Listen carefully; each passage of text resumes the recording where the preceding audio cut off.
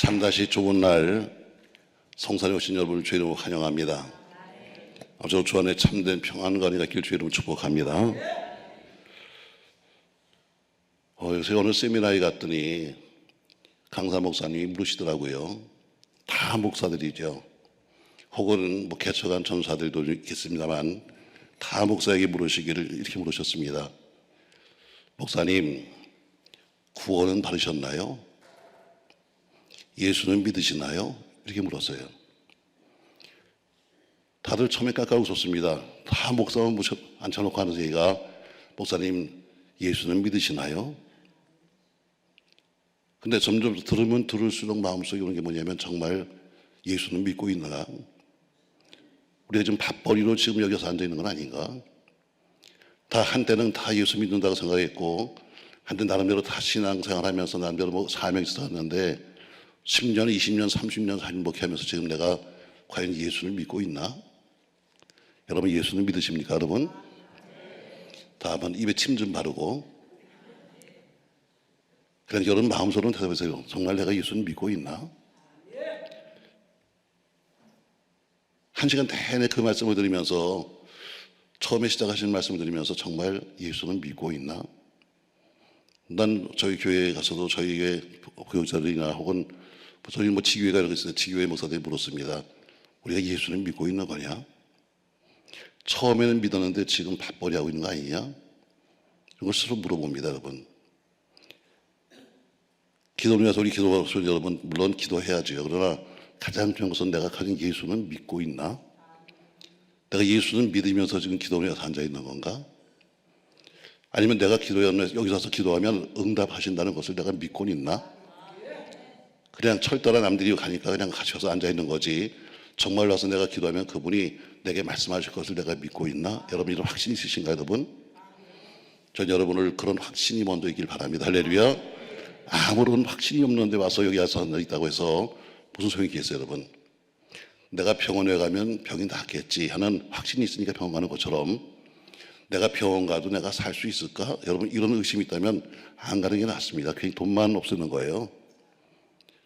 기도도 마찬가지로 우리가 여기 와서 기도하면 오늘 반드시 주님께서 나에게 응답하신다는 확신이 있을 때 오는 거지, 그냥 남들이 왔으니까 한번 좋은 날 딴 데 가는 것보다는 이게 낫겠지, 돈도 안 들고 이런 마음으로 오셨다면 여러분 잘못 오는 겁니다. 여러분, 저도 처음에 목회 한 40년 가까이 했는데 그 말 들으면서, 야, 저 무슨 목사가 저 얘기를 해? 아니 다 목사 앉혀놓고 지금 목사님 예수를 믿으시나요? 아니 이게 지금 무슨 말이야 했는데, 오랜 시간이 가면 갈수록 제 마음속에 나는 것이 뭐냐면, 정말 우리가 예수를 믿고 있나? 다 신학교 갈 때 나름대로 다 사명도 있었고 가서 나름대로 무슨 했는데, 이제는 사명은 다 없어져 버리고 이제는 신학에 빠져가지고 매일 신학을 따지고 앉아가지고 학문을 지금 따지고 있는 그런 목사는 아닌가? 여러분 예수를 믿어야 구원을 받지, 신학을 해서 구원받는 건 아닙니다. 신학을 하신 목사님도 하나님 죽었다 하는 사람도 있어요. 신학교를 나와서 박사가 됐지만 그러나 뭐라고 그래요? 하나님은 죽었다는 사람도 있습니다. 그러니까 신학이 우리를 구원시키는 것이 아니라 예수가 구원을 시킵니다. 아멘. 그걸 우리 전제로 깔아놓고 오늘 말씀하시죠, 여러분. 여러분 예수님의 그림이 상당히 많습니다만 성화가 많은데, 보면 예수님께서 팔을 이렇게 벌리시고 있는 그런 그림이 있어요. 팔을 벌리신 예수님이죠. 그걸 보는 순간에 제 마음속에, 다들 자주 보는 거니까 보면서, 아, 저게 무슨 뜻일까? 저렇게 팔을 벌리고 있는 뜻이 무슨 뜻일까? 다 내게로 오라. 오늘 말씀처럼 너 다 내게로 오라, 그런 얘기 아니겠습니까? 그러니까 팔을 벌리고선 우리 주님께서 우리에게 너 다 내게로 오라 이렇게 말씀하시는 거겠죠. 그리고 얼마나 무겁니? 얼마나 네 짐이 힘드니? 여러분 짐이 참 무거웠죠. 사는 삶이 여러분 힘들죠. 여긴 다 좋은 사람 많았나 보다. 할 일 없어 오신 분들. 저도 아주 오래전에 사바다망에서 거지 돼가지고요, 이 기도원 처음 생겼을 때 여기 왔었거든요. 도망을 가느라고 기도원마다 도망을 다니는데, 이 기도원으로 와서 도망가서 저쪽에 땅바닥에 앉아 있었거든요. 사는 게 힘들더라고요. 저는 살아가면서 저는 이제 중학교 때부터 공업을 했어요. 그래서 원래 엔지니어입니다. 제가 엔진 그런 생활을 쭉 하다 보니까 이제 세월이 많이 지나갔는데도 불구하고 이런 꽃을 봐도 막 감동스럽게 이쁘다 하는 걸 잘 몰라요. 꽃이 너무 이쁘면 난 신경질 나. 왜 나하고 비교가 되니까. 그래서 난 그래서 강단에 꽃이 너무 이쁘면 걔네를 꺾거나.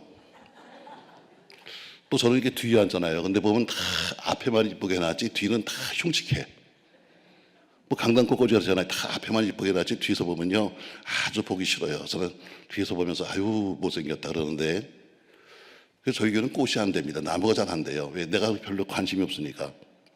저한테 뭐 선물을 보낼 꽃들은 다 제 화장실에 있습니다. 화장실에 가서 물르기 싫으니까 내가 거기서 놔두면 항상 그냥 가면서 웃으니까.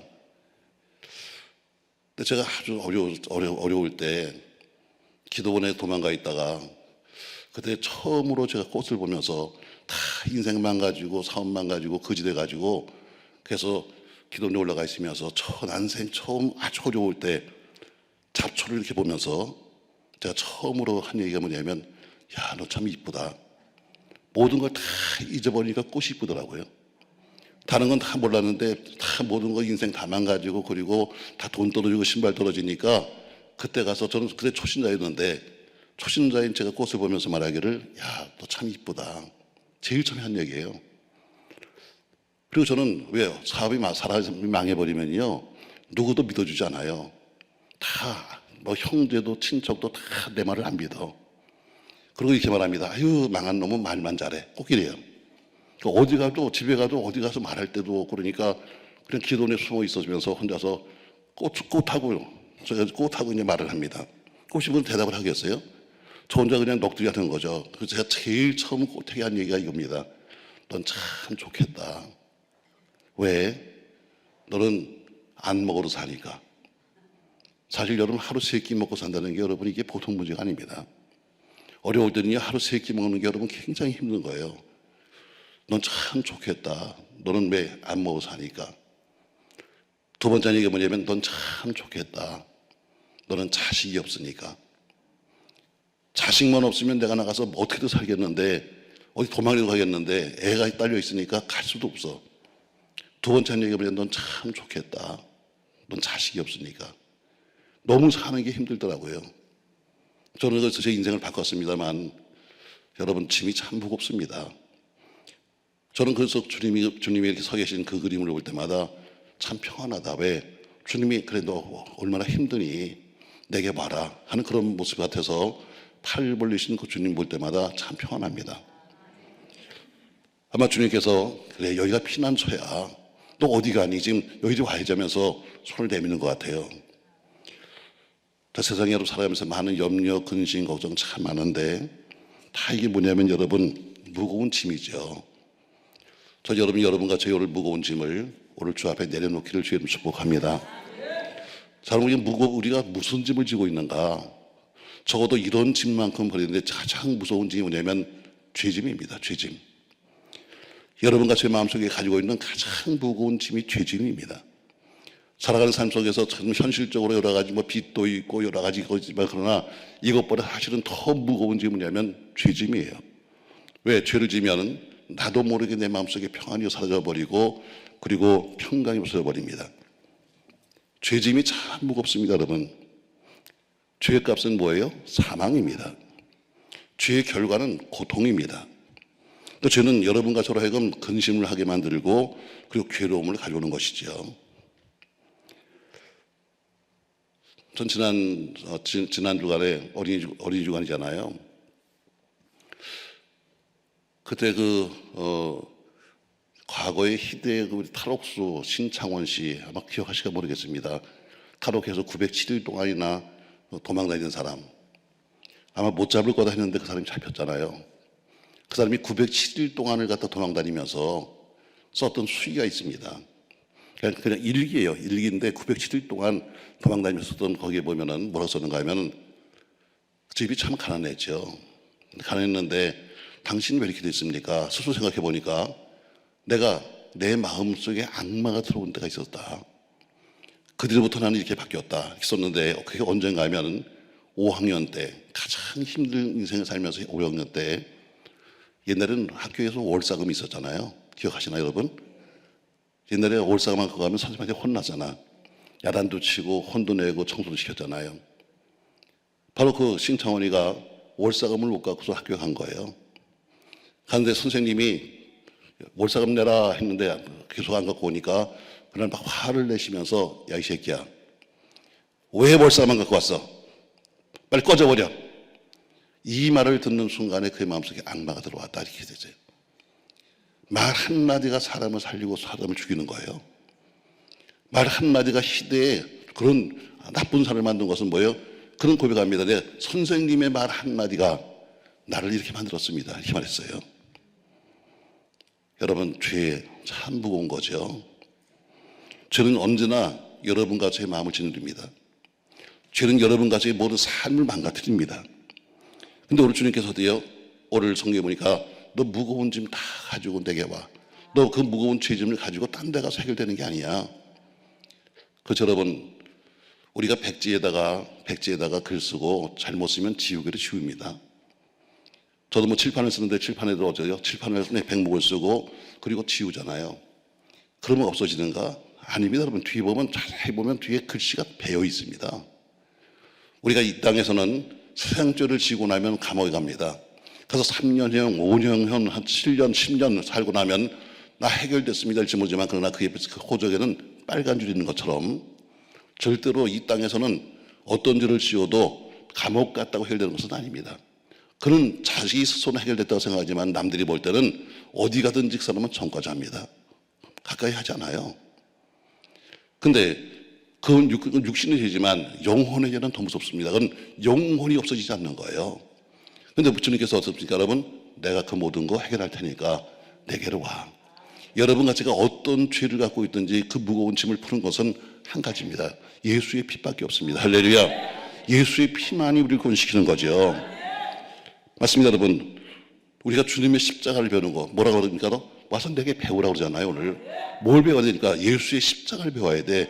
예수의 십자가의 공로가 나를 구원시켰다. 예수의 십자가 나를 살렸다. 예수 십자가 나로 하여금 이렇게 만들었다는 것을 배우라는 것이죠. 저는 늦게 예수를 믿어가지고 나이 한 30이 거의 다 되어서 예수를 믿었으니까 뭐 신앙생활도 뭐 그렇다고 잘한 것도 아니고 제가 아주 갈등 속에 있을 때 다 인생도 망가지고 사업도 망가지고 그리고 앞으로 갈 길을 몰라서 방황할 때 저는 원래 참 이 세상에 살면서도 참 못되게 살았습니다. 그걸 제가 고백하죠. 어떤 분이 물어봐요. 그럼 목사님은 옛날에 전공이 뭐 저는 전공 기계입니다. 그럼 부전공 고스톱이요.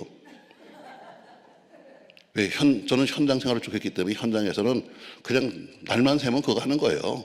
매일 먹고 마시고 뭐 옛날 지금은 달랐지만 과거엔 그랬어요.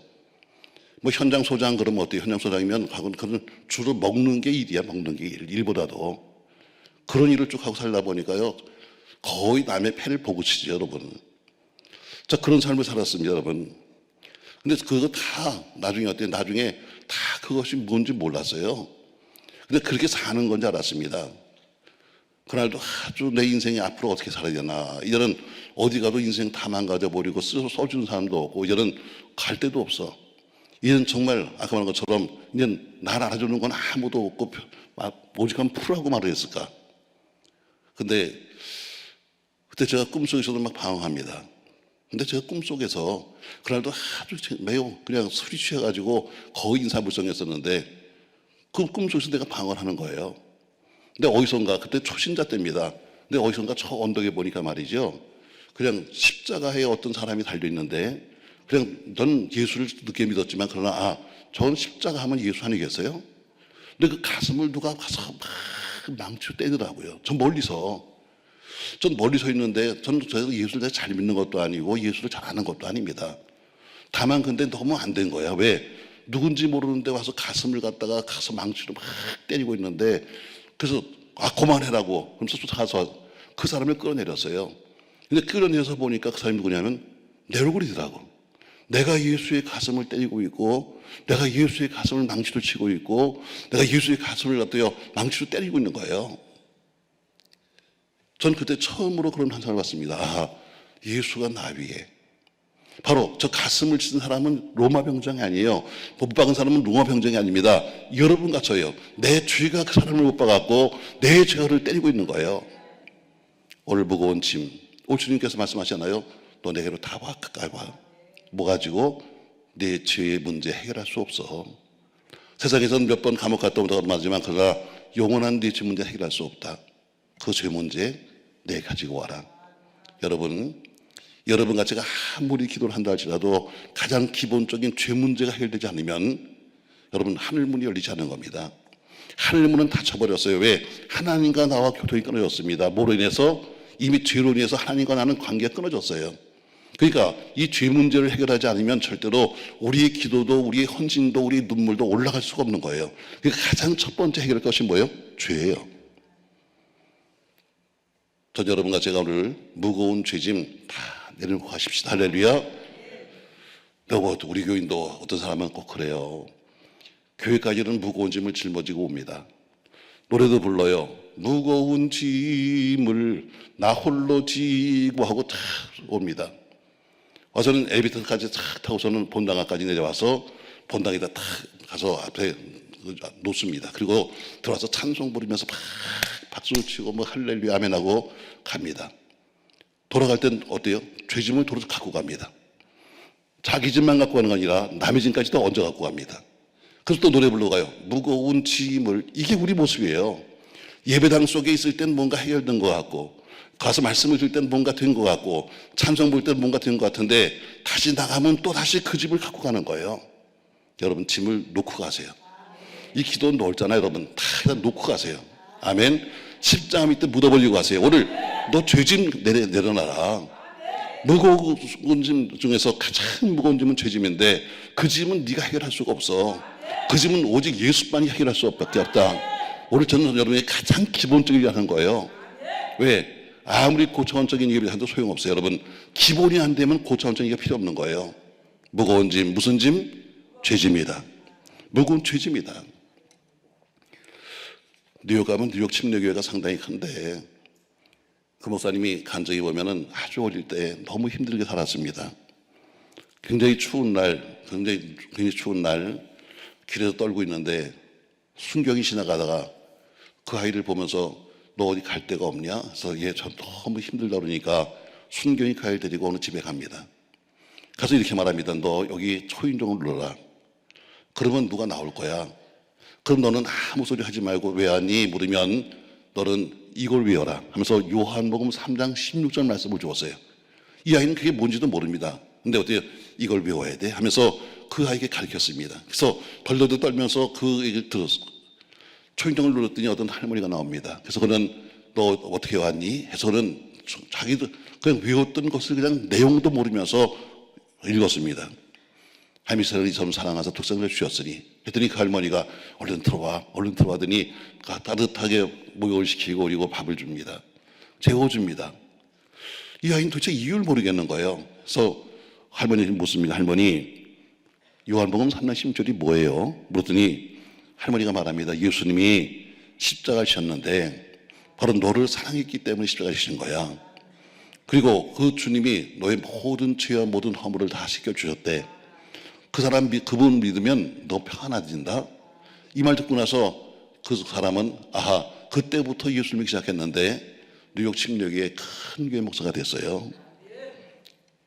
찬송도 있잖아요. 죄짐 맡은 우리 구주 한 것처럼 여러분같이 모든 먼저 죄짐부터 오늘 주님께 맡기시기 바랍니다. 할렐루야.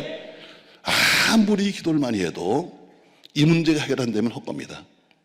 아무리 기도를 많이 해도 이 문제가 해결되면 여러분과 제가 하는 기도가 다 땅바닥에 떨어지는 거예요. 왜? 기도 응답이 뭐냐면 여러분 요한계시록 5장과 8장에 보면 말씀하기를 하나님 보좌 우편에는 금대접이 있는데 가득 차 있는 향이 있으니 그 향은 성도의 기도라고 그랬어요. 여러분과 저의 기도가 향이 되어서 올라가는 거예요. 여러분 나름대로 와서 뭐 애를 쓰고 수고하지만 그러나 우리 기도가 향이 되어서 하나님 보좌 옆에 있는 금대접을 채워야 되는데 대접이 많아요. 그 대접 한 개 한 개가 전부 다 여러분 기도 제목이에요. 여러분이 기도하는 제목 하나가 기도 제목 하나가 금대접 하나인데 여기 가득 차게 되면 그것이 뭐냐면 응답이에요. 근데 기도가 올라가지 못하는 거예요. 왜? 죄가 막아버렸어요. 이 땅에는 지상권세를 잡은 자가 있어요. 저 공중에는 공중권세 잡은 자가 있습니다. 다시 말해 여러분과 저의 죄 문제, 여러분과 이 땅에는 어때요? 이 땅에 갖가지 문제를 가지고 우리를 기도 못하게 만들어. 나름대로 기도한다고 하지만 그러나 이 땅에 근심, 걱정, 갖가지 문제를 만들어서 기도하려고 하는데 기도가 안 돼. 이게 뭐냐면 지상 권세가 우리를 누르는 거예요. 이걸 이기고 나면 저 위에 영적인 권세가 우리를 눌러. 그래서 기도가 못 올라가요. 근데 영적인 권세가 누르는 가장 큰 것이 뭐냐면 죄 문제예요. 죄 문제. 우리 죄 때문에 어때요? 하늘문이 막혀서 올라갈 수가 없는 거예요. 그러니까 기도의 응답의 가장 첫 번째가 뭐냐면 죄 문제부터 해결해야 돼. 가장 신앙의 기본이 뭐냐면 회개예요. 회개 없이는 절대 여러분 축복이 없는 거예요. 성경 여러분 어디를 보세요. 다 모두가 기적 앞에 보면 전부 다 옷을 갈아입었다, 몸을 씻었다는 것처럼 기본이 회개예요. 근데 한국 교회는 회개를 잊어버렸어요. 회개는 잊어버린 복음이에요. 처음에 한국 교회는 어때요? 목사님 말씀할 때마다 회개해라. 회개를 해서 우리는 정말 회개 많이 했어요. 근데 요새 나를 비롯한 목사들은 회개란 말을 쓰지 않아요. 매일 복 받습니다. 잘 됩니다. 돈 법니다. 재벌됩니다. 건강합니다. 이런 얘기를 좋아하지. 교인들에게 회개라는 얘기하면 처음에는 그런데 두세 번 들으면 아유 우리 목사는 저 얘기밖에 못해. 좀 좋은 얘기하면 안 되나? 저희 교회도 그래요. 저희 교회도요. 이 세상 이 땅 얘기만 하면 교인들이 좋아하는데 하늘 얘기하면 여러분 다 싫어해요. 그러니까 어쨌든 목사는 어때요? 교인들을 갖다 잊어버릴 수 없으니까 자꾸 교인들한테 좋은 얘기 해주는 거예요. 자꾸 잘 됩니다. 복 됩니다. 여러분 잘 될 수가 없어. 회개 안 하면 잘 될 수가 없는데 불구하고 어때요? 목사 사기치는 거예요. 잘 됩니다. 복 받습니다. 될 수가 없어요. 여러분 회개해야 되는 거예요. 죄 문제부터 해결해야 되는 거예요. 저 여러분과 제 무거운 죄 우리가 해결할 수 없어요. 상담이 대세다 말하지만 아무리 상담을 열심히 한다고 여러분 해서 해결되는 거 아니에요. 회개해야 되는 거예요. 할렐루야. 여러분의 문제를 여러분 간단해요. 상담이 뭐예요? 여러분 상담은 들어주는 거잖아. 상담은 들어주는 거예요. 여러분 답도 다 교인들이 알고 와요. 저는 목사지만 참 상담이 너무 힘들어요. 왜? 우리 교인들은 저하고 상담하는 게 참 시간이 짧아요. 지난번에 제가 여주에 있는 대신교회라고 봉해 갔는데요. 참 말씀 잘하시대. 처음 첫 시간에 이 밥을 먹는데 장로님 부인 권사님이 밥 사러 나왔더라고요. 원래 어디 가나 부흥회 가서 첫 시간 밥 사는 사람이 제일 무서운 사람이거든. 거기에서 제일 힘쓰는 사람이 첫 시간 밥을 사요. 근데 장로님이 밥을 사야 되는데 장로님이 여행사 하셔가지고 지금 밖에 나가 계셔가지고 3월 그 부인이 대신 나왔대. 근데 뭐 시골이니까 뭐 이렇게 먹을 만한 식당이 많지도 않잖아요. 그냥 해물탕을 먹었어. 해물탕을 먹는데 세상에 앞에 있는 권사님이요. 옆에는 목사님 앉고 여기 나 앉고 그리고 건너편에 권사님 앉았는데 세상에 2시간 동안 말해. 2시간. 참 세대. 여러분 해물탕 먹고 2시간 말하는데 해물탕은 먹을 수가 없어. 계속 말하니까 침이 튀어가지고 먹을 수가 없는 거예요. 자, 그러니 나는 뭐 해야 돼? 그러니 계속 앞에서 말씀하시는데 나는 뭘 봐야 돼? 그렇다고 앞에 있는 권사님만 이렇게 쳐다볼 수도 없고 그럼 시험 들지. 거기 들려서 목사를 쳐다보면 내 목이 아프겠고 난 해물탕만 2시간 봤어. 해물탕만. 근데 2시간 동안 한 얘기가 아주 간단한 얘기예요. 딱 4가지야. 1번 우리 남편이 이 교회 장로다. 30분 걸렸어. 2번 우리 아들이 목사다. 30분 걸렸어요. 아들 목사 얘기할 때는 태몽부터 나와. 태몽부터. 3번 우리 딸이 사모다. 이거 30분 걸렸어요. 4번 우리가 땅 공부도 한다. 근데 잘 된다. 이거 30분 걸렸어요. 딱 4가지야. 근데 2시간이야. 해물탕만 보느라고 세상에 먹지도 못하고 세상에 혼났어요. 난 상담이 너무 싫어. 그래서 난 그래서 교인하고 상담 안 할 수 없잖아요. 목사님 상담할 게 있는데 언제 가면 좋아요? 그러면 제가 해야죠. 근데 꼭 이렇게 말해요. 예배 시간 15분 전에 오세요. 그럼 길어봐야 몇 분이야? 10분이야. 왜? 적어도 5분 전에 내려가야 되니까 그 10분밖에 안 만나. 근데 10분 동안에요, 할 말 다 하고 답도 알고 와. 자기가 말 다 하고 울고불고 무슨 뭐 남편 이야기하고 아내 뭐 얘기하고서 한참 끝에 가서 답도 말한다. 목사님, 기도해야 되겠죠? 답도 한다. 여러분들 답을 다 알아요. 끝에 가면 뭐예요? 기도해야 되겠죠? 답도 다 알고 온다니까. 그래서 상담은 들어주는 거예요. 들어주는 거야. 회개도 간단해, 여러분. 회개도 어때요? 우리 주님께 그냥 여러분 가서의 것을 꺼내놓는 거야. 보탤 것도 없고 뺄 것도 그냥 거기서 꺼내놓는 거예요, 여러분. 이게 회개예요. 더 이상 없어요, 여러분. 그냥 죄졌으면 죄졌다고 말하고 잘못하면 말하면 되는 거지. 더 붙일 것도 없어요, 여러분. 오늘 여러분 아주 쉽게 여러분 가지의 무거운 짐, 첫 번째 무슨 짐? 죄짐 주님께 꺼내놓고 합시다. 할렐루야. 그러면 여러분이 오시면 어때요? 기도 제목 오늘 해결됩니다. 할렐루야. 제가 달라스에 부흥회 가는데요. 달라스 순복음교회 부흥회 가는데 원래 순복음교회가 좀 덩치도 좀 크잖아요. 근데 많이 사람이 모이더라고요. 근데 뭐 거기 뭐 미국이니까 아무래도 뭐 현지인들도 있고 2세, 1.5세 뭐 다들 모이니까. 근데 안수기도 하는데 문득 제게 성령이 말씀하시기를 어떤 한 여자를 지목하셨어요.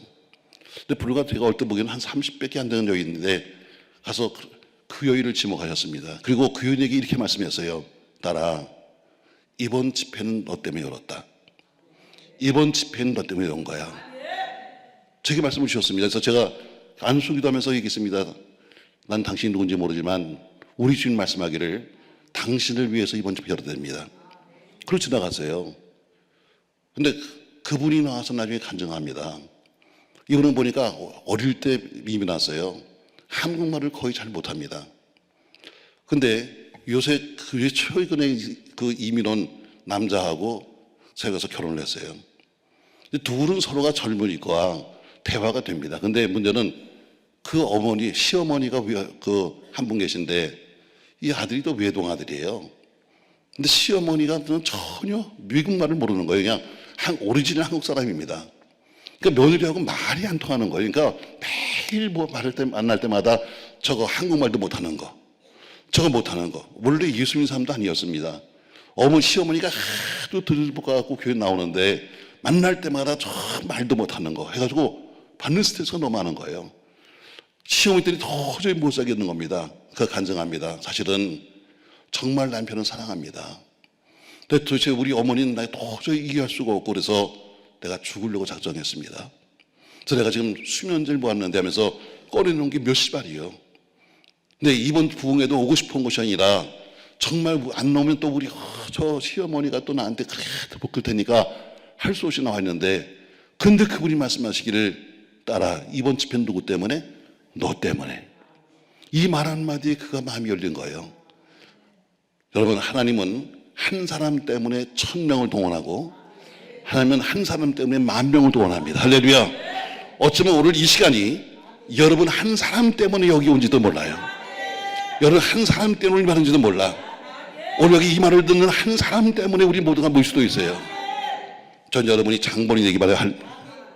여러분 때문에 그래 나 때문에 그 여인이 꺼내놨습니다. 이만큼의 소명시간에서 내가 이제 예수 믿겠습니다.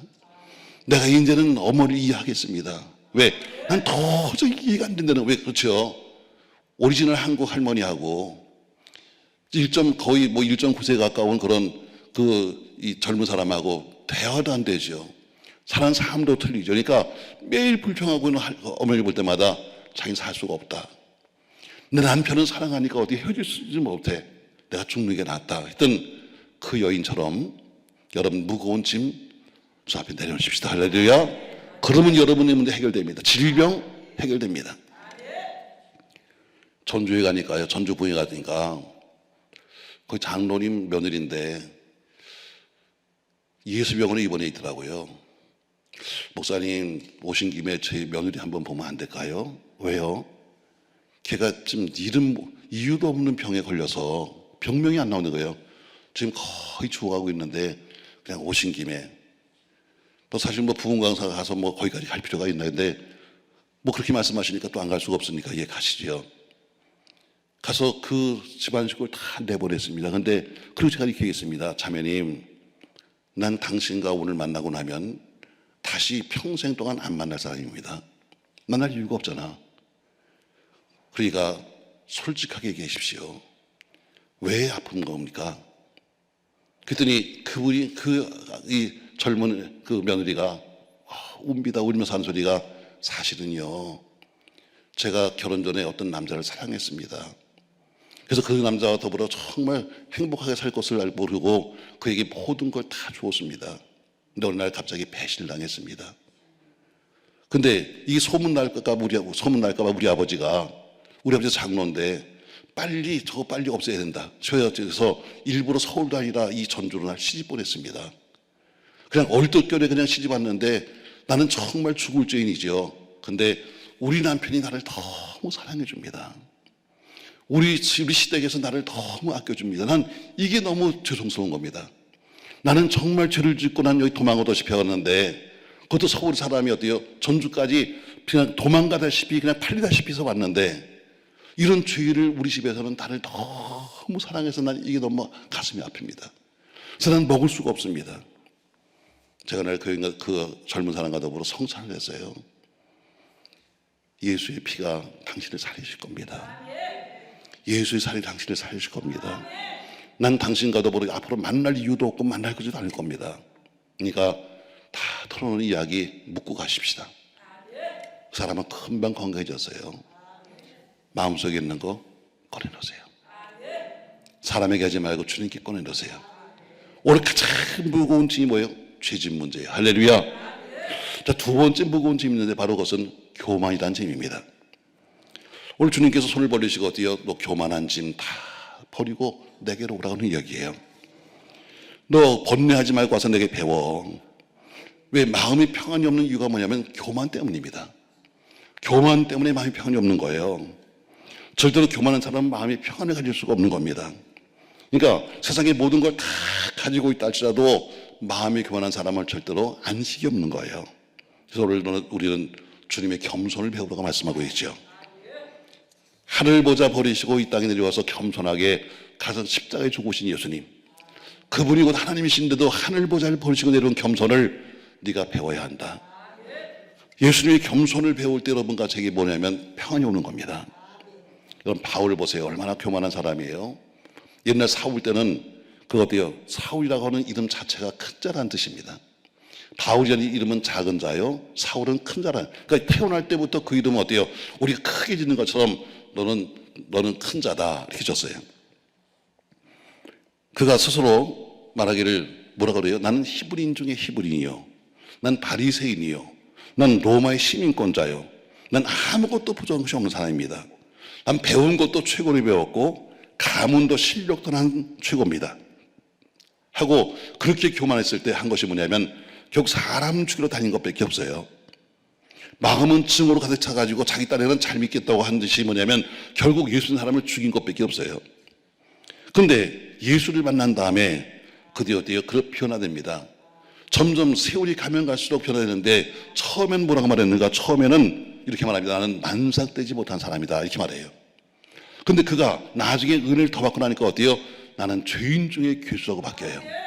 점점 은혜를 받으면 받을수록 점점 낮아지는 거예요. 처음에는 나는 팔싹종에 불과해 했는데 나중에 내가 이 모든 죄인 중에서 가장 못된 죄인 중에 괴수라고 말하는 것처럼 여러분 바울이 그렇게 교만한 자가 겸손한 데 쓰임받는 것처럼 여러분과 저에게도 예수님의 겸손을 배워야 합니다. 왜 마음이 평안했을까? 사도 바울이 그렇게 어려움과 고난과 환난을 당하면서 왜 그가 평안했을까? 바로 으뜸이요 그리고 제일이었던 강한 그 스스로가 강했던 사람이 그 교만을 내려놓고 주님을 마음속에 받아들이니까 주님의 겸손을 배우고 나니까 그가 평안한 거예요. 자들이 와서 욕을 해도 괜찮습니다. 남들이 와서 침을 뱉어도 괜찮습니다. 매를 맞아도 괜찮습니다. 왜? 그런 교만을 벗어버리고 겸손을 배웠으니까. 전 여러분 우리 모두가 오늘 교만의 짐을 내려놓으십시다. 할렐루야. 저도 뭐 목회한 지 한 40년 됐습니다만 37년째 됐는데 우리 목사들도 상당히 교만하잖아요. 저도 뭐 스스로 교만합니다. 언제 찬송할 때 보면 알아요. 찬송할 때 보면 어때요? 싹싹 또 돌린다. 조금, 우리 전사도 오늘 오해가 안 했습니다만, 제가 그래요. 너 오늘 처음 우리 교회 온 것처럼 똑같아야 한다. 요 모습 그대로 찬송하고, 요 모습 그대로 네가 살아야 한다. 1년 지나 보세요. 찬송을 싹싹 돌린다. 뭐 사도신경 할 때마다 뭐 발끝을 살짝 올린다. 잘 목소리 내던 사람이 강단에서만 어때요? 돼지 목소리 소리를 하면서 이상한 소리를 낸다. 이게 다 교만인 건데, 여러분. 교만이 찬송해 보이고, 교만이 성경 읽을 때 보이고, 교만이 설교할 때 보이고, 교만이 삶에 보이는 거예요. 여러분이 스스로 보세요, 여러분. 벌써 교만한 사람이 성경 읽을 때 보세요. 성경 읽는 자체가 달라요. 말을 좀 더 아주 다른 딴에는 멋있게 한다고 해서 우리 목사들이 하는 짓이 뭐냐면 스스로 교만해지려고 하는 짓이에요. 그냥 읽던 대로 살면 되는 거 아니야? 근데 굳이 무슨 어디 가서 또 무슨 이렇게 뭐 돌리고, 여러분 이거는 다 딴짓 하는 거예요. 그냥 여러분 편하게 사는 게 제일 좋은 거다. 그걸 거기다가 무슨 뭐 찬송 부를 때 또 뭐 좀 가락을 집어넣고, 또 무슨 또 저는 이제 지교회가 몇 개 있어요. 아마 이거 듣는지 모르겠지만 저희는 지교회가 있어요. 저희 오송 신도시에도 지교회가 있고, 오송 능력교회가 있고, 삽교회도 이번에 저희가 개척해서 있고, 광천도 있고 여러 개가 있거든요. 제가 거기 가서 갈 때마다 지적질을 합니다. 아유, 저 목사는 지적질해 이럴 줄 몰라요. 왜? 주보를 봐도 그래요. 주보를 봐도 보세요, 여러분. 개척교회일수록 담임 목사님이 많이 나와. 한번 보세요, 여러분. 개척교회일수록 인도자 어느 목사, 설교자 전부 다 지 이름이야. 자기 뭐가? 기도 자기 이름, 축도 자기 이름, 광고 자기 이름, 저녁 예배 자기 이름, 새벽 예배. 한번 보세요, 여러분. 개척교회일수록 담임 목사 이름이 주보에 몇 개씩 나오는지 몰라. 한 개만 쓰면 되는 거 아니야? 근데 뛰어 새벽에도 자기 이름, 저녁에도 자기 이름. 웬 자기 이름밖에 없어. 제가 지난주엔 저희 지구에서 부흥회하면서 그랬어요. 목사님이 그냥 또 흙만 나면 또 뭐 다리를 떤다. 너 그 다리 떨지 마. 다리 흔들지 마. 남들이 보면 다 웃어. 다리 흔들지 마. 다 그 교만이, 여러분. 그냥 왜 멀쩡한 다리를 흔드냐? 왜 멀쩡한 손 잡고 흔드냐? 제가 저 지적질을 합니다. 기분 나쁘게 했죠. 아유, 저 목사는 맨날 지적질이야. 아니야, 내가 목회해보니까 교인들이 그거 안 좋아해. 햄도 안 좋아해. 뭐 손을 흔들어가면서 네 딴엔 잘하는 것 같지만, 그러나 그건 이 강단은 주님이 나타나야지 네 나타나면 안 되는 거야. 그냥 앞에 서가지고 그냥 자기 뭐 해보려고 그러는데, 그런다고 네가 나아지는 거 아니잖아. 여러분 다 교만이에요. 여러분과 제 마음속에 있는 교만 주님께 오늘 내려놓으세요. 그리고 주의 겸손을 배우시면 주님이 여러분과 저를 높여주십니다. 스스로 높아지는 건 한계가 있는 거예요.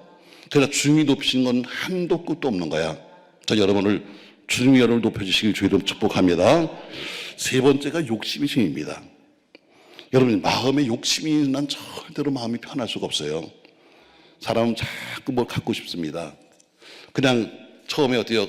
기도하기를, 하나님 단칸방이 너무 힘들어요. 방 2칸만 주세요. 그러면 제가 어떻게 할게요? 2칸 생겨보세요. 3칸 주세요. 그다음에 어때요? 4칸 주세요. 다음에 어때요? 2채 주세요. 자꾸 바뀝니다. 아무리 쌓고 쌓아도 여러분 만족하는 것이 사람 마음이에요. 이제 그냥 어느 정도 하다가 이제 재산도 이만큼 됐잖아. 이제는 그만해야지. 이런 사람 한 명도 없어요, 여러분. 요새 시끄러운 거 보세요. 다 먹어도 더 먹고 싶은 거잖아. 맞습니다, 여러분. 구약에서 보세요. 구약에서 가장 욕심 많은 사람이 야곱입니다. 물론 좋은 의미에서 야곱을 평가할 수도 있고, 또 욕심으로 그를 평가할 수도 있습니다. 그러나 어쨌든 그런 욕심이 대단해서 그냥 태어날 때부터 자기 쌍둥이니까 자기 앞에 있는 형의 발 뒤꿈치를 붙잡으면서 내가 먼저 나갈 거야 하면서 태어납니다. 또 태어나서 어때요? 장자의 축복권을 뺏고 싶어가지고 그냥 애를 쓰다가 결국에는 제가 얘기했잖아요, 여러분. 좋은 점도 있지만 나쁜 점을 말하는 거예요. 형 장자의 축복권도 형이 가장 배고플 때 어때요? 앞에서 냄새를 피워가지고 붉은 죽 한 그릇에 삽니다. 자, 어떻게 보면 신앙적으로 좋은 면도 있겠습니다만, 그러나 그는 욕심을 달성하기 위해서 무슨 짓도 했습니다. 결국 욕심 때문에 그는 집에서 쫓겨났고, 욕심 때문에 그는 방황했고, 욕심 때문에 도망다니다가 결국엔 욕심 때문에 더 욕심 많은 삼촌 집에 가서 머슴살이 하게 됩니다. 그렇게 살던 그가 나이 130세까지 가가지고 요셉의 초청을 받아가지고 애굽으로 이민을 갑니다. 그래도 요셉이 총리니까 지금 130 먹은 그 할아버지가 이민 왔으니까 바로 왕이 아버지를 불러서 말합니다. 당신 나이가 몇 살이요? 이렇게 말했는데 평생을 욕심 갖고 살았던 그 야곱이 이렇게 말합니다. 내 나이가 130세입니다. 그러나 내가 험악한 인생을 살았습니다. 그만큼 욕심했는데 뭐라고 말해요? 내가 험악한 인생을 살았습니다. 욕심의 결과가 뭐냐면 험악한 인생이에요, 여러분. 욕심을 가진다고 해서 되는 것이 아니라 그 욕심이 어때요? 욕심이 결국 사람을 망가뜨리는 겁니다. 그러나 그 아들 요셉은 어때요? 달랐습니다. 아버지는 그렇게 욕심이 많은데 아들은 달랐습니다. 요셉은 욕심이 없었어요. 어떤 환경이 되어도 환경에 맞춰 살았어요. 여러분, 환경을 탓하지 말고 환경에 맞춰 살 줄 알아야 돼요. 아멘. 그가 때는 어때요? 그 귀한 집 아들로 자라다가 노예로 팔려갑니다. 그는 노예로서 그는 삶을 살았어요. 또 그 누명을 쓰고 감옥에 갑니다. 그는 감옥에서 죄수의 삶을 살았습니다. 그러나 그 모든 것도 어때요? 하나님의 섭리일 것이다, 하나님의 뜻일 것이다 믿으며 살아가는 요셉에게는 늘 마음이 평안했어요. 욕심은 여러분과 저에게 결국 우리를 평안을 뺏어가는 겁니다. 사는 성도 여러분, 저 여러분 욕심의 진도를 주님께 맡기십시오. 할렐루야. 또 한 가지가 있다면 불신앙도 무거운 짐입니다. 불신앙. 여러분, 우리가 교회에 나와 있으면 마음이 평안해야 되는 거 아닙니까? 교회 나오면 여러분, 우리가 통상 물론 성전의 의미는 좀 다릅니다만, 그러나 우리가 하나님의 교회에 들어오면 주님이 계신 곳이다 하면 마음이 좀 평안해야 되는 거 아니에요? 또 예수 믿으면 여러분과 제가 사실 평안해야 됩니다. 그런데 사실은 예수를 믿어도 근심도 걱정도 다 어려움도 있습니다. 그렇죠, 여러분? 예수 믿으면 이제는 그만 걱정 다 그만둬야 되는데 예수 믿어도 근심도 있고 걱정도 다 많은 거예요. 즉 또 예수님의 집이라고 말하는 교회까지 들어와도 어때요? 무거운 짐은 다 갖고 와서 근심 걱정도 많은 거예요. 자, 그 이유가 뭡니까, 여러분? 이유는 한 가지예요. 우리가 예수를 믿는다고 말했지만 예수를 제대로 믿지 않기 때문이에요. 예수를 내가 진정 그분을 믿는다면 여러분 그 안에 평안이 있어야 되는데, 예수를 믿는 척은 하지만 그러나 믿는 거는 같지만 예수 믿지 않기 때문이에요. 자, 보통 교인들이 예배 나올 때 어때요? 짐을 가지고 나와서 다 짐을 맡긴다고 말합니다. 또 맡겨야 되는 거죠. 그러나 아까 말한 것처럼 갈 때는 도로 찾아갑니다. 그러니까 교회 속에 앉아있을 그때만 평안한 거예요. 저 문 밖에만 나가면 어때요? 다시 또 시끄러운 거예요. 옛날에 우리 예화죠. 아마 예화가 그냥 사실일 것 같아요. 옛날에 우리 선교사님들이 들어와 있을 때, 그래서 선교사님들은 처음에 와서 그래도 또 차도 있었고 혹은 말도 타고 다니고 그랬잖아요. 근데 선교사님이 여러 군데 다니니까 차를 몰고 이렇게 갔는데 어떤 아주머니 한 분이 고구마를 잔뜩 머리에 짊어지고 가는 겁니다. 너무나 무거운 것 같아서 선교사님이 일부러 차를 세워가지고 아주머니 여기 타세요. 그러니까 너무 감사한 거죠. 왜 그 험한 산길을 가야 되는데 이걸 짊어지고 간다는 게 얼마나 힘들어요. 그러니까 예 감사합니다 하고 탔어요. 탔는데 차에 타고 나서도 고구마를 머리에 이고 있더래. 그래서 그거 내려놓으세요 그러니까 제가 차를 탄 것도 미안해 죽겠는데 어떻게 고구마까지 내가 여기다 싣겠냐고 그러면서 머리 이고 있더래. 여러분 이거 우리 모습하고 똑같은 거예요. 여기 차에 탔으면 이제 여러분 머리에 쥐고 있는 고구마 내려놔도 되잖아. 근데 어때요? 주님 구원받은 것도 감사한데 내가 어떻게 이 정도 내려놔요? 이런 사람이 여기 4명 있다 지금. 구원받은 것도 감사한데 어떻게 거기다가 또 내가 이 무거운 짐까지 내가 내려놓겠어요 하면서 지금 머리에다 지금 짐을 지고 있는 사람들이 여기 있다니까. 내가 정말 왜 이 교회 속에 있으면서도 참 편이 없을까? 여러분 우리 찬송가 405장 보면 이런 찬송이 있어요. 한번 보시겠어요? 여러분 찬송가 405장 아주 잘하시는 찬송입니다. 주의 친절한 파래한 기세 우리 마음이 평안하리니. 여러분 잘하시는 찬양이잖아요. 어느 날 어떤 여자 성도님이 늘 마음속에 걱정도 많고 근심도 많았는데 이 찬송을 부르셨습니다. 교회에서 예배 시간에.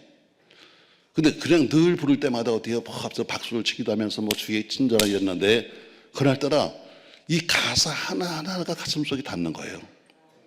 주의 친절한 파래한 기세 우리 마음이 평안하리니 하면서 지금까지 늘 부르는 찬송인데 그걸 부르면서 어때요? 주님께 정말 그걸 맡겨보니까 정말 평안했다는 거예요. 아, 내가 왜 교회에 와서 내 주님께 안기지 못했지? 내가 왜 교회까지 와서도 주님께 안기지 못했지? 매일 와서 혼자서 찬송을 부르고 박수를 치면서 이랬지만 그러나 내가 왜 교회까지 들어와서도 주님께 날 맡기지 못했지? 그가 처음으로 신앙생활에서 처음으로 이 찬송을 부르면서 이 찬송의 가사를 저희가 외우면서 제가 진짜 평안을 얻었습니다. 이런 간증을 하더라고요. 전 지난 주간에 철야예배 때 이 설교를 하면서 같이 이 찬송을 불렀어요. 전 교인과 더불어 함께 부르면서 여러분 오늘 주님 품에 한번 안겨봅시다. 노래 부르려고 하지 말고 그냥 주님 품에 우리가 한번 안겨봅시다. 주님이 팔을 벌리고 계시고 우리가 오늘 찬송부처럼 주의 친절한 팔에 안겨봅시다. 어때요? 그러니까 어때요? 정말 주님이 날 안으시는 것 같아. 그분 품에 안기니까 어때요? 정말 마음이 평안해. 그 품에 정말 안겨보니까 어때요? 그분의 마음이 느껴져. 여러분, 여러분이 이게 뭐예요? 불신앙이에요. 교회까지 와서도 왜 우리가 믿지 못하니? 왜 교회까지 들어와서도 지금 그 말씀을 믿지 못해? 찬송을 입으로 부르면서도 왜 그 찬송의 가사를 믿지 못해? 여러분, 이 찬송은 곡조 있는 기도입니다. 여러분과 저의 신앙 간증적인 기도의 그 내용이에요. 오늘 신앙 이 속에다 어때요? 주인이 어때요? 주인공이 옛날 사람이 아니라 오늘 내가 주의 팔에 안기고 내가 주님께 맡기고 하는 여러분과 제 주인공이 돼야 돼요. 불신앙입니다. 불신앙. 왜? 교회까지 들어와서도 주님께 안기지 못해. 밖에는 밖에라고 치자. 그러나 교회까지 와서 주님께 안기지 못하는 것, 이게 뭐냐? 불신앙이죠. 여러분, 무거운 불신앙의 짐을 낚여야 합니다. 오늘 여러분 찬송을 부르게 되면 마지막 이걸 부를 텐데 건성을 부르지 마세요. 박수만 치면서 이런다고 드는 게 아닙니다. 여러분, 오늘 가사 하나하나에 그래, 내가 오늘 주님 품에 안겨봐야지. 내가 오늘 주님 그 품에 안겨보면 주님이 얼마나 우리를 사랑하는지 느껴지는데. 전 지난 어제죠, 그저께 주일날 이런 얘기했어요. 어떤 여자 성도님이 간증했습니다. 우리 아이는 중학교 때까지 전교에서 1등 했어요. 근데 고등학교 1학년 때부터 갑자기 애가 이상해졌어요. 결국엔 고등학교를 졸업하지 못했습니다. 그리고 자퇴했어요. 얼마나 기가 막힐까, 엄마가. 그리고 결국에는 검정고시로 대학을 들어갔습니다. 근데 대학 들어서도 적응이 안 돼가지고 군대 갔습니다. 군대 가서는 이상한 병에 걸려가지고 걔가 결국에는 제대했습니다. 그리고 지금까지 나이가 들도록 직장 생활도 한 번 하지 못한 채 폐인처럼 저렇게 누워 있습니다. 난 하나님 원망했습니다. 하나님, 내가 얼마나 하나님을 앞에 봉사했는데요. 내 하나님 앞에 얼마나 내가 기도했는데요. 내가 하나님께 뭘 못했습니까 하면서 그렇게 원망했는데 내가 이제 알았습니다. 내가 지금까지 한 번도 내 아이를 한 번도 내 품에 껴안아본 적이 별로 없습니다. 매일 이것도 못해, 이것도 못해, 이것도 못해 하면서 항상 아이한테 간유했지 내 그 아이를 품에 꼭 껴안아본 적이 없었습니다. 저는 그 수기를 들으면서 제가 주일날 설교에 그랬습니다. 저도 이런 나이에 그 사회생활 하면서 내가 어떻게 하면 출세하나, 어떻게 하면 돈을 벌어, 그러다가 결국에는 사업 실패해서 거지되고, 또 그 다음에 목회에 미쳐가지고 그래도 이제는 목회만큼은 제대로 해야지 하면서 하다 보니까 우리 아이들 내가 못 돌봤어요. 그날 내가 고백했습니다. 우리 아이들도 거기 산부에 있다 나오니까 내가 우리 아들, 딸들을 한 번도 내가 꼭 껴안아본 적이 없는 것 같습니다. 매일 너는 목사 아들이니까, 넌 목사 딸이니까, 넌 이렇게 해야 돼 하면서 강요만 했지 그들의 마음을 한 번도 껴본 적이 없었습니다. 여러분 안아보세요. 안아보셔야 그 마음을 압니다. 주님을 안아보셔야 주님의 마음을 알고, 자식을 안아봐야 여러분 자식의 마음을 아는 겁니다. 자식이 부모 마음을 아는 것은 부모를 안아봐야 하는 겁니다. 여러분 우리가 왜 교회까지 와서, 왜 기도원까지 와서 여기 와서 여러분 짐을 내려놓지 못합니까? 불신앙입니다. 오늘 여러분 무거운 불신앙의 짐도 여러분 내려놓으시기를 주의 이름으로 축복합니다. 무거운 짐이 참 많죠. 전 여러분에게 오늘 몇 가지 얘기해요. 첫 번째, 우리는 가장 무거운 짐이 뭐냐면 죄짐입니다. 여러분과 저의 무거운 죄짐 주님께 맡기십시다. 할렐루야. 두 번째, 교만하기 때문에 생기는 마음속의 무거운 짐. 나는 적어도 난 이만큼은 돼야 돼. 적어도 내 자식은 그래도 이런 학교는 다녀야 돼. 적어도 우리 남편은 적어도 이런 사람은 돼야 돼 하는 여러분 이런 교만. 저는 목동 아파트 사는데요, 우리 좀 목동 아파트는 다 공부에 미쳤습니다. 난 그렇게 말합니다. 공부 때문에 모여 사는 동네니까 아무리 좋은 프로그램을 하고 아무리 좋은 걸 해도요, 아이들 시험 볼 때는 교회 올 사람도 안 합니다. 제가 합니다. 우린 애들 때문에 미쳤다. 우리 바로 학교 옆에가 월천중학교인데요, 거기가 전국에서 1, 2등 합니다. 1등 하면 땅값, 집값이 올라가. 목회하면서도 참 여기 이렇게 힘든 데네, 제가 느낍니다. 근데 대부분들 뭐냐면 엄마 아빠의 소원이 있습니다. 나는 이 학교를 못 갔지만 너는 그 학교를 가야 돼. 우리 집안은 가문이 그래도 이 학교 나왔으니까 넌 여기는 가야 돼. 이게 아이들 잡는 거예요. 왜 자기가 못한 걸 저한테 시키려고 그래? 내가 머리 나쁜 건 왜 자식도 뭐 나쁜 거지, 왜 나는 머리 나쁜데 애는 머리가 좋게 만들려고 그래? 결국 사람을 잡는 겁니다. 이게 다 뭐예요? 교만하기 때문입니다. 나는 못했지만 네가 대신해야 돼. 나는 못했지만 네가 대신해야 되면서 아이들한테 무거운 짐을 갖다 놓는 거예요. 불쌍해 죽겠어요. 여러분 밤 2시에 나와서들 농구를 하고 있어. 2시까지 가서 학원 가서 있다가 와가지고. 여러분 그렇게 공부시킨들 여러분 뭐가 그렇게 달라진다고. 여러분 짐 내려놓으세요. 하나님이 하시는 거예요. 오늘 뭐라 그래요? 너 다 내게로 와. 여러분 참된 안식은 어디 있는가? 주님 품에 있는 거예요. 아멘. 참된 안식은 어디 있냐? 주님 품에 있어요. 그 안식을 내려면 어때요? 무거운 짐을 내려야 하는데, 첫 번째가 무거운 죄짐이요, 두 번째가 무거운 교만의 짐이요, 세 번째가 여러분과 제가 갖고 있는 그 욕심이요, 네 번째 가지고 있는 불신앙. 무서운 겁니다. 여러분 기도에 오신 여러분, 그래도 우리 남들보다 좀 신앙이 낫다고 하니까 여기 오신 거 아닙니까? 여러분 믿으십시오.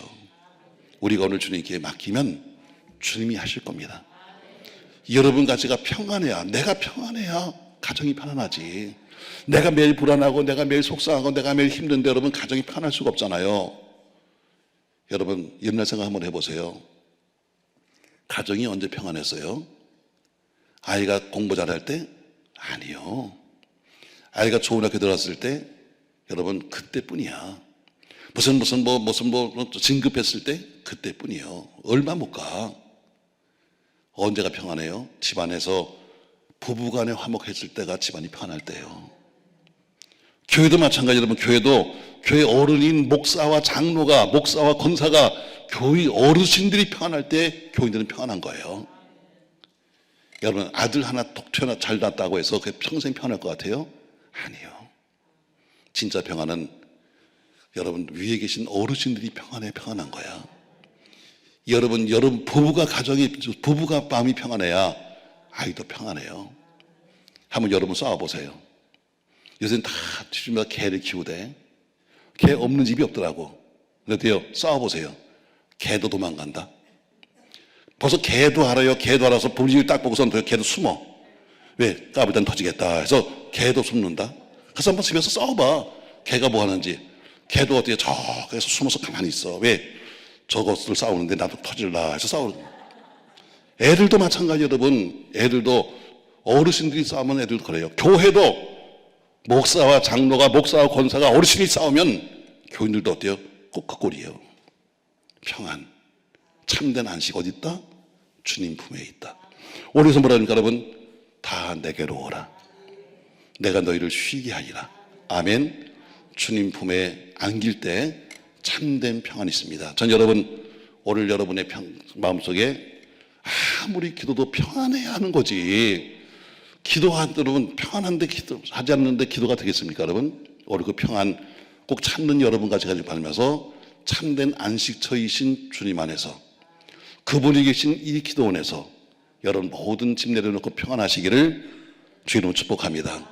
우리 찬송가 405장을 한번 여러분 가사를 한번 기억하시면서 한번 불러보겠습니다. 찬송가 405장, 주의 친절한 팔의 한 기세.